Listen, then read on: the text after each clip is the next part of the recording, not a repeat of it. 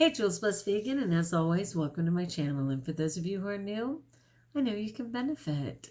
So welcome if you're new. Seriously, I'm so happy you found me.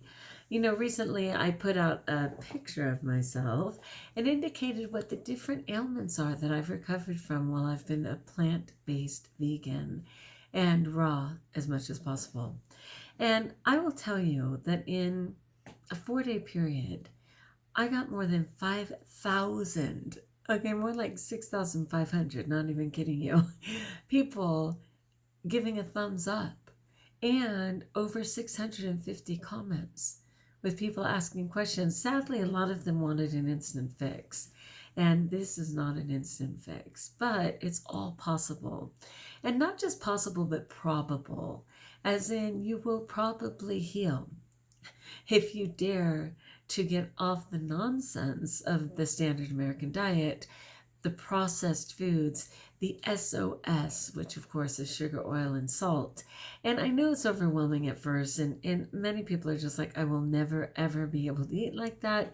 And I so get it, you know, and in some ways I would not ask it of anyone. But I think when you get to the point where you're really ready to surrender, because you're just sick and tired of being sick and tired, you will indeed do much of what is asked and start to see the gift of the freedom of a plant-based diet. But it certainly didn't happen overnight for me either. I just knew that it was the better way and that I was not going to allow myself to die from something like kidney disease, okay? So I want to talk about I was going to talk about lithium, and I am talking about lithium and how I got off of lithium, but the reason I even got off of it was because of my kidney disease. So it's kind of all connected. And so I want to share that story with you. If you look back yesterday's video, God, yesterday seems so long ago. There's like so much going on in my life. But yes, yesterday I talked about getting off levothyroxine, which of course was for my thyroid. And the day before I talked about getting off albuterol and QVAR, which are the inhalers I was using for my asthma. Again, none of this would be possible if I was continuing to poison my body with toxic foods, okay? And also, I'm not a doctor in any way. I cannot give you advice, right? I encourage you to stick with your doctor, which I certainly did, and continue to check in with every 3 months. It was 3 months initially. I had to get my blood done every 3 months. Then finally, as they saw how successful I wasn't changing my numbers, it became every 6 months. And in fact, I'm coming up on once a year. That's been the beauty of it. So anyway, let me go ahead and just tell you a little bit about my story. So I honestly believe that I just came from a line of bipolar, which actually was manic depressive prior to the popularity of calling it bipolar disorder. But anyway, the manic depressive tends to be the mania of believing, I can do anything. I'm so amazing. I don't need to sleep. I can spend all the money and have all the sex and do all the drugs and there'll be no consequence. And to the inevitable depressive part, which is, why am I on the planet? I can't live another second. Spare me the nightmare. You know, in this manic depressive, and it manifests different ways for different people. There's no doubt that it's in my bloodline. Different family members on either side have certainly had it. And some people will say, you know, just like they'll say, obesity is not something that's inherited. And I absolutely know that to be true. All babies are born 10 pounds or under. Other than your body shape, you have a chance, right, to just be normal weight. But for the way that families live. So often we'll look at a family and we'll see the entire family is obese in the exact same way. And so it must run in the family. Well, what runs in the family are the behaviors and the food choices, right, that they make. So I cannot say the same for something like manic depressive, okay? Somebody might argue, well, that's just the way people approached life, and that's how they approached it in your family. That is absolutely not true. And in my belly button family, we actually have 11 children. They're all a year apart. You know, my mother and father, in that 3 of the children, I can pretty confidently say, had manic depressive, with me being one of them. On my father's side, his brother, who sadly ended up committing suicide, my brother Patrick, who unfortunately ended up dying at a relatively young age for us. It was in his early 50s. And it was really after years and years of self-medicating to try and deal with his manic depression, because he wasn't really able to stay on medications.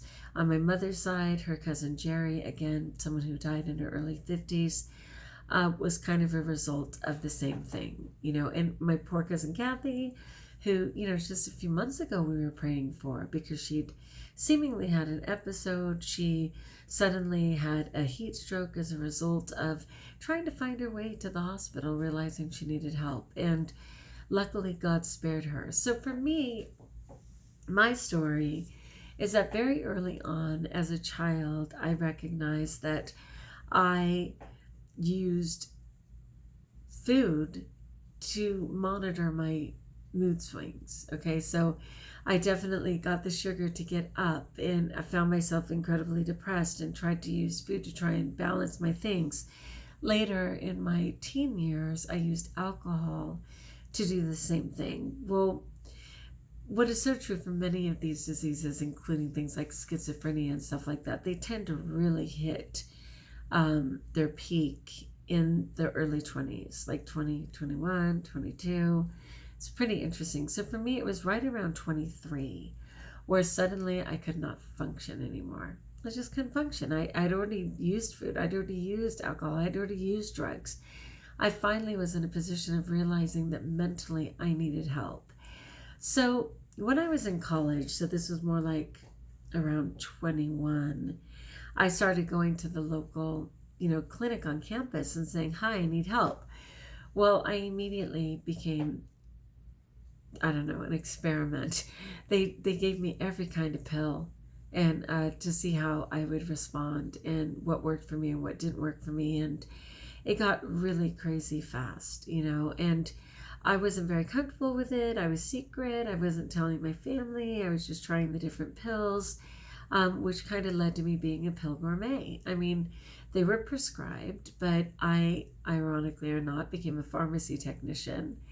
And when I would sweep up the floor, which of course pills inevitably dropped, I would just pocket the variety of pills and just play the game of Russian roulette to see whether I'd wake up or not. All of that I attributed to the chemical imbalance in my body.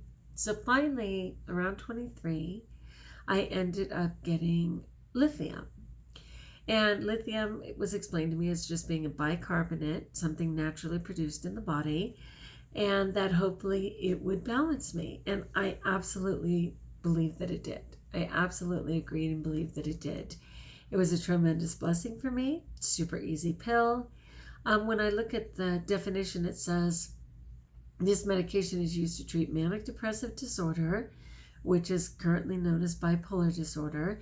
It works to stabilize the mood and reduce extremes in behavior by restoring the balance of certain natural substances in the neurotransmitters of the brain. Well, it did work for me. And for me, my episodes would manifest in extreme giggling and out of control and laughing my head off, and then flip in just that exact moment to crying, sobbing, uncontrollable, and then flip right back into the giggling and laughing. And it would just be literally this roller coaster ride of just these extremes. I mean, oh my gosh, God bless my husband. When we first got together, it was just like, what do I even do with this, And then we started to kind of treat it almost like somebody who has seizures. And with a person who has seizures, as long as you move all the furniture away and you keep them safe in that moment, they can usually get through it. And often they don't even remember it, and it's usually not even painful. Well, that was kind of how those episodes would go. We always treated them like that, where my husband just kind of sat back, assured that I was safe, and allowed me to just ride that roller coaster. And it would go on for like 3 or 4 days, not continuously, but within that time for like 3 or 4 days, and then nothing again for like months. I would get very compulsive occasionally, binging beyond belief, having no sense of how much food I ate for days, and then right back to not really caring that much about food and just going about my day. The shopping uncontrollably, not too much. Luckily, never a sex addict, though. That may not have been as good for my partner, if you will. But anyway, it just manifested in different ways. So I just stayed on that lithium for 20 years. For 20 years. I didn't think anything of it. I got my blood checked every 3 months. There was never a problem. I was balanced. Yay, God. One thing, though, over time, which is often true, medication becomes less effective. And as doctors find more fun things that they'd like to try on the human experiment, they decided that I needed an additional medication as a mood stabilizer to go along with my lithium, which ironically was considered a mood stabilizer as well. And then on top of that, they decided that I also needed an antidepressant. So before I knew it, I was on lithium, I was on Wellbutrin, I was on, I'm trying to think what that other medication was called. It was another one that they decided was really good for me. And then they even wanted to do like anxiety medication. Well, along with all of this, I was on Motrin for severe periods. And again, this was a lot of it obesity related, but nobody was dealing with the obesity, right? They were just trying to deal with the side effects of the obesity. So I'm not saying that if I wasn't a completely normal weight person, I wouldn't have had the manic depression. I believe that I would have. Again, it was a chemical imbalance that kind of skipped every couple kids and every couple generations, and even some of our grandkids now, in my nieces and nephews, again, like one kid in one family on this side or that side, it's just kind of in the blood. So I do believe that I still would have had it, but I don't think the obesity helped. It never does, and it doesn't allow the body to process the way it would. And I was dealing with obesity too, which was certainly enhancing my severe, and I know this is like TMI, but I got to go there for you guys to understand. But my severe periods, the insane amount of clotting, and the pain that was unfathomable. So like most doctors, they immediately prescribed for me Motrin, right? And 800 milligram Motrin, which is equal to 4 of the regular capsules, right? And it was three of them a day. So that equaled like 12, what would be 12 Advils, and certainly a fourth if I needed it. So every time I was on my period, which would last anywhere from 8 to 12 days, like just totally extreme because my body was so completely imbalanced, I would go for broke on those Motrin to just try and survive.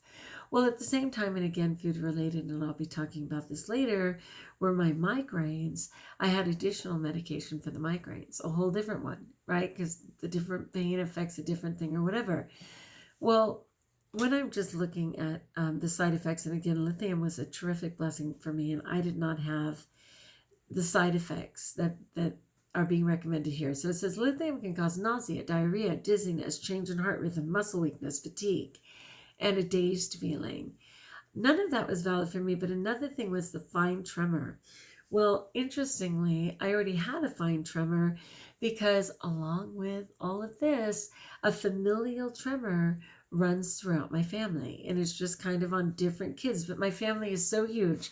Let's get this. So 11 children produced by my two parents, but of those 11 children, 44 nieces and nephews, 16 grandchildren, right? And even now, 8 great-grandchildren. Like, it's just a humongous family. So it would be an amazing study, for a scientist to see who got hit with what. And so it said fine tremor. Well, I already had a familial tremor, so I didn't associate that. Frequent urination. Well, I drank a lot of water all the time, so I didn't think about that. And then the thirst. Well, I certainly had cotton mouth, but I didn't believe it was from the lithium because I was on so many other medications. And I felt like those other medications were affecting me. Like, there was just no way to know. Okay, when they're constantly saying, why don't you try this? Why don't you try that? So at this point, I was like on 8 different medications at the time. I had a beautiful friend named Tracy, and we worked together at the pharmacy. I worked on the pharmacy, she worked on the floor, and she also had manic depression. So we would talk about our different, lithium, and do you have regular or bicarbonate, and what kind do you take, and how much lithium, and what did your doctor give you, and what else, and the whole thing all the time.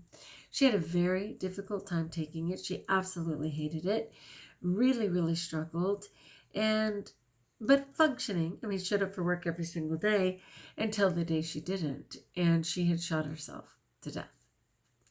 That was a wake-up call for me that I didn't want to be on medications for the rest of my life. I knew that the people around me were more scared of the idea of me getting off medication than me, because they'd have to deal with my mood swings and different things. But I had a sense that it was absolutely not God's plan that I stay on medication, and certainly that I didn't continue to add more and more medications. So when I finally got to the point where I was going to stop lithium, a lot of my life was more balanced. I had already started to work on my nutrition a little bit. I had a fantastic relationship with my husband, which had given me some stability. I'd been teaching for a very long time and had a routine. And I felt like all of those things certainly put me in a much better position to let go of my medication than my earlier days, when I had first started even seeking help.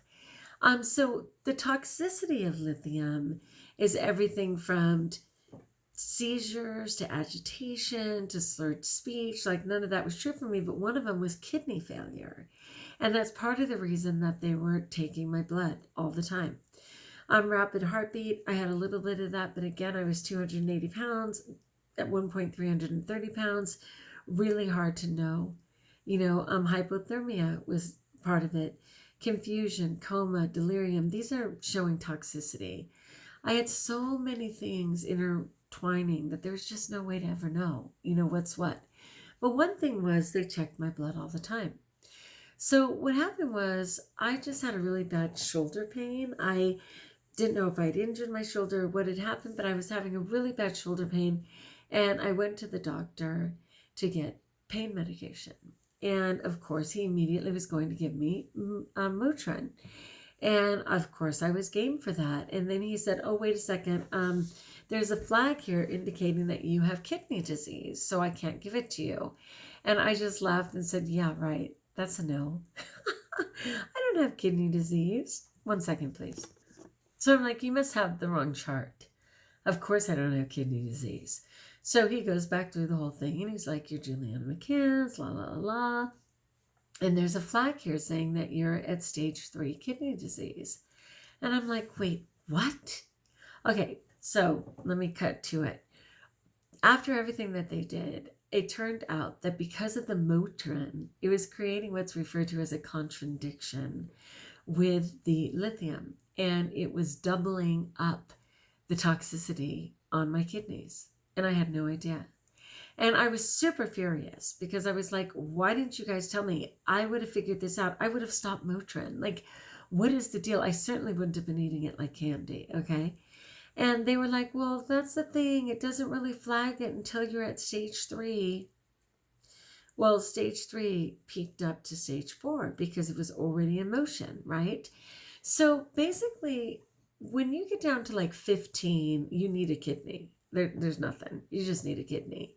When you're at 25, they're considering dialysis. I mean, like, it's mandatory. You need dialysis. Like, that's straight up.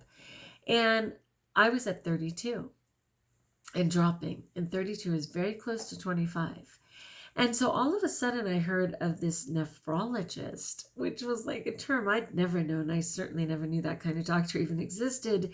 And God bless you if you have kidney disease. This is just my story. But yeah, that was a doctor for kidney disease, and it was this whole new world. And instead of being proactive when I went there right away, they were just like, so where do you want to put in the stent, which is like a plug, right, to put the medication in me? Do you want it in your arm, or do you want it in your chest, like straight away? And this is a little portable dialysis machine. We have a couple of different designs. What color do you prefer?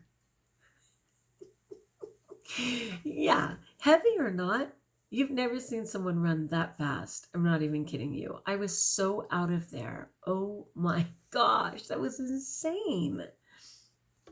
Anyway, so heavy or not, you've never seen a girl run so fast for the exit. I was just like, oh my gosh, no, thank you, no. I don't want a machine. I don't want to stand. I don't want to die on dialysis. Like, no way. No freaking way. I was losing my mind. So that was kind of my wake-up call, and that was like in 2011, it was, the end of 2010. So like 2011. And I just thought, oh my gosh, certainly when I talked to them, they said losing weight would help.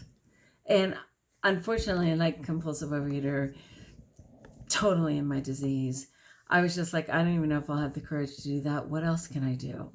Okay, so the first thing was get off some of the medications. You're on way too many medications. It's too hard on your kidneys. Get off some medications. And now I was aware of the problem with Motrin. And that's in the NSAID family, so NSAID, right? And there's a lot of different medications in the NSAID family. And so the safer choice was going to be Tylenol. And I loved Motrin. I mean, seriously, Advil, super effective. Tylenol, not so much. But I wanted to live. And so right away, I got off of that. There was another medication, one of the mood stabilizers that I also got off of right away. But no way did my doctors want me to get off lithium. They were really afraid for me. I was really severe in the ability to disassociate.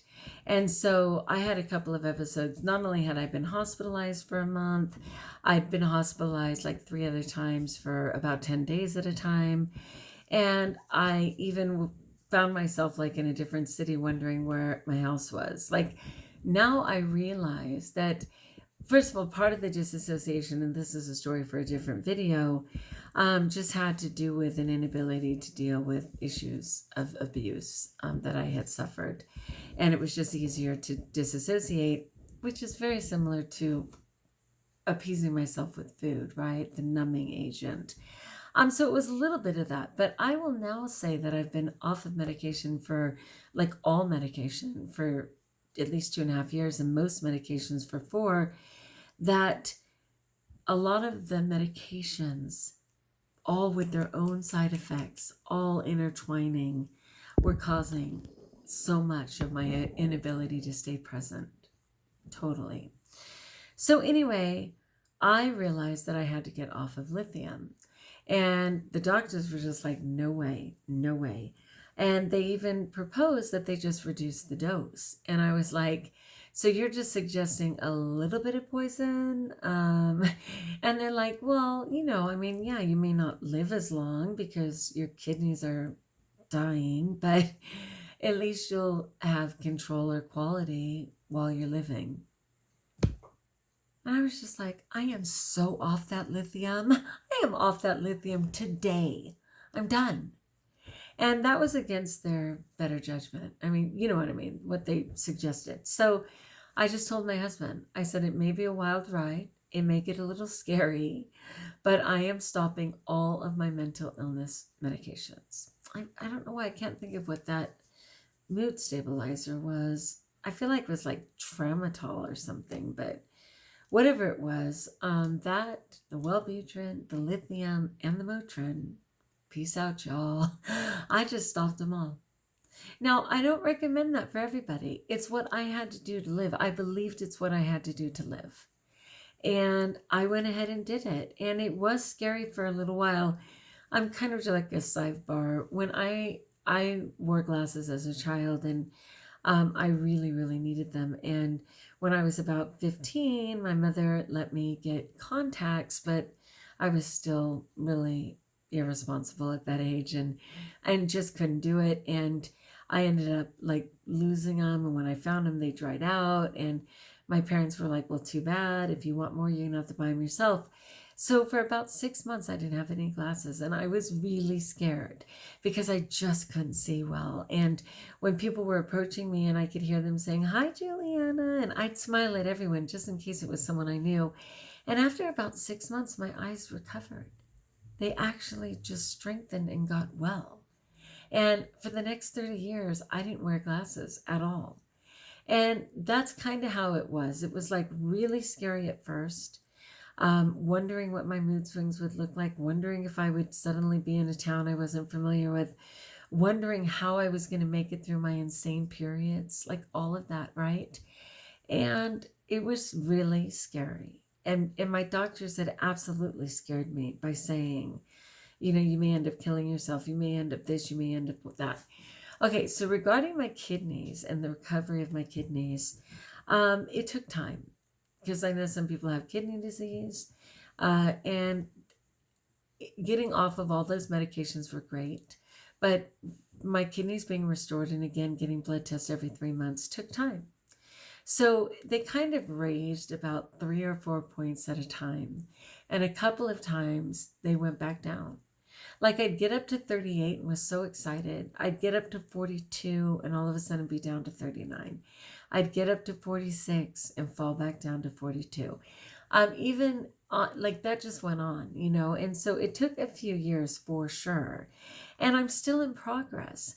I started to lose weight at that time, which greatly helped with my periods.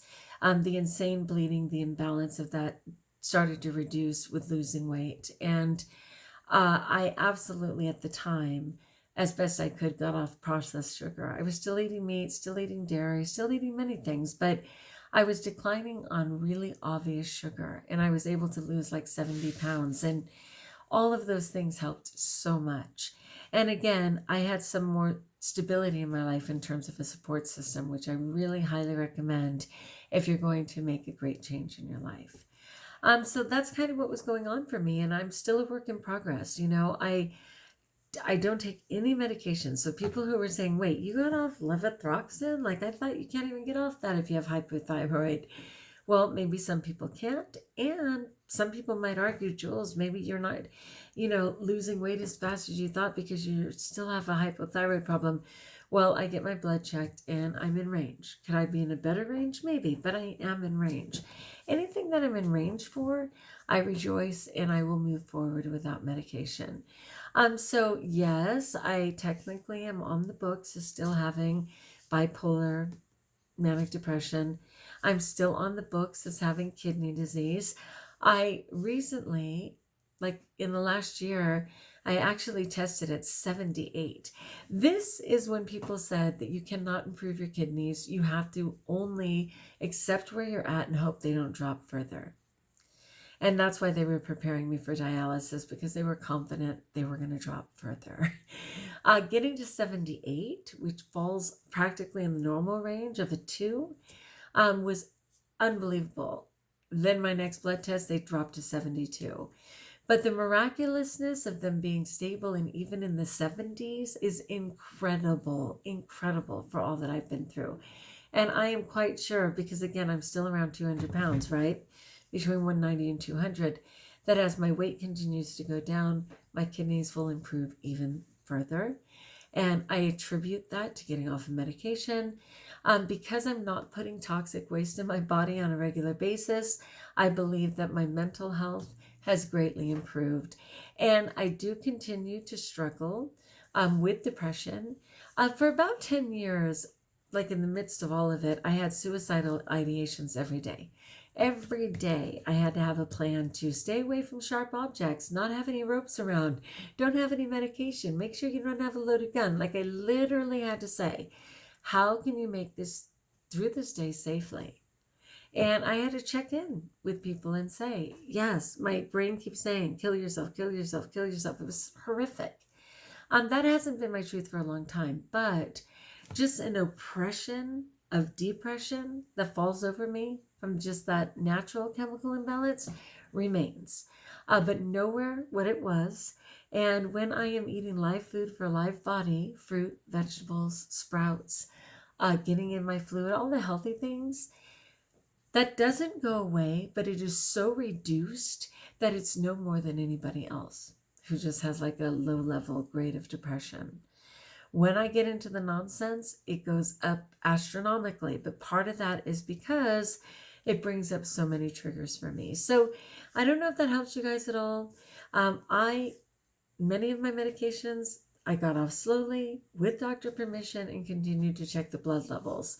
Some of them, to save my life, I stopped cold turkey. And that was still with great support and being honest about how I feel and where I'm at. And I wasn't raised in a home where it was safe to share my emotions. So having to actually say, I'm struggling today, I'm feeling depressed, I, have anxiety, it took a long time for me to practice that and to feel safe enough to admit those feelings. And obviously, I'm still an emotional eater. I still falter occasionally and shove all that down, but mostly I'm present, I'm in the moment, and I'm so grateful to be alive. I'm so grateful to even be able to share my story. And I will be sharing tomorrow on my migraines and what went down with that and how I got off all medication for that as well. All right, my friends, thank you. Sorry this ran a little long, but I wanted to tell my tale. Like if you like, join us if you haven't subscribed. Let me know in the comments below how I may support you. And until we talk again, best of all, know that we're still on the planet, unlike so many, and therefore we are blessed.